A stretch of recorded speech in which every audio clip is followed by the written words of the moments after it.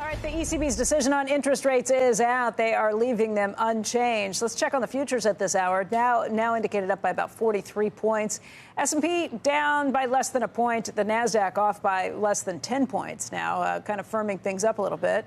Let's get over to Steve Liesman. He joins us at a look at what to watch when Mario Draghi starts speaking in less than an hour's time. Steve, probably not unexpected that they left things unchanged, but of course, what he says is going to be something that the market keys off. There are some sort of newly dovish comments in here. There's a change in the inflation language that kind of suggests that maybe the ECB is going to go to either a higher target or a different kind of target.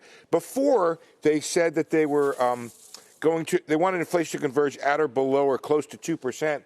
Now they just talk about continued sustained convergence of inflation to its aim over the median term. And what that aim is maybe something that the ECB is discussing.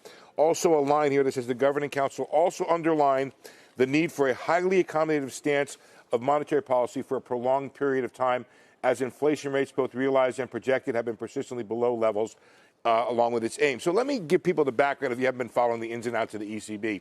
So there was some expectation of a sort of a modest vote that maybe they would act today. Instead, the general feeling is that they're going to act and take some action either in terms of rates and or in terms of additional QE in September.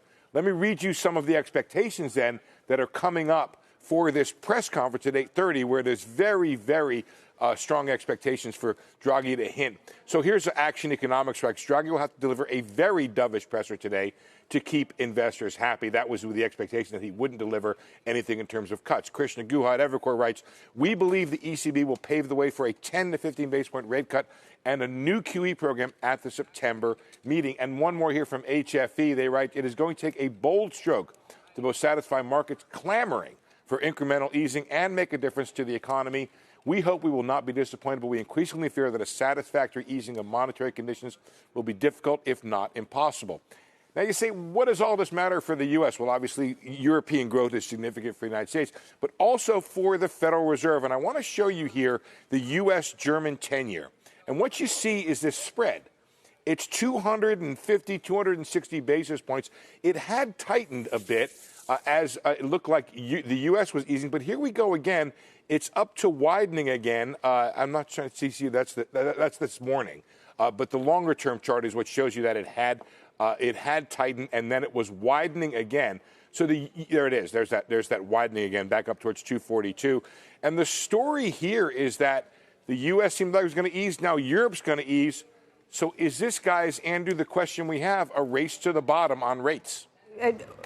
A race to the bottom on rates, but it's the other stuff that people are watching, too. Currencies is the huge issue. Right. Who was it? Was it Mark Lazary, who was just here last week talking about how he thinks they're going to have to be moving in all kinds of new directions, that there's going to be pressure on them, particularly with the new ECB chief coming in, to do things like buy stocks. Was he the one who was saying that? Am I putting...